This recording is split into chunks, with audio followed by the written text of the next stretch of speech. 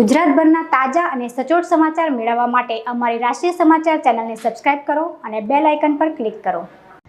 Sachin GIDC વિસ્તારમાં road number 24 પર સંસ્કૃતિ પ્રોસેસ પ્રાઇવેટ લિમિટેડ નામની કાપડ બનાવવાની ફેક્ટરી આવેલ છે। આ ફેક્ટરીમાં આગ લાગી હોવાની મોડી રાત્રે 2:17 કલાકે ફાયર વિભાગને કોલ મળ્યો હતો। બનાવની જાણ થતાં જ ફાયર વિભાગની ટીમ તાત્કાલિક ઘટના સ્થળે પહોંચી ગઈ હતી।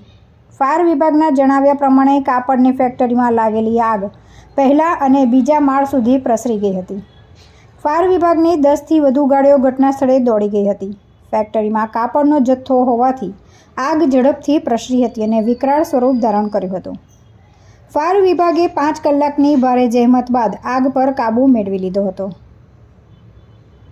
તુલસી શર્મા સાથે રાષ્ટ્રીય સમાચાર, સુરત।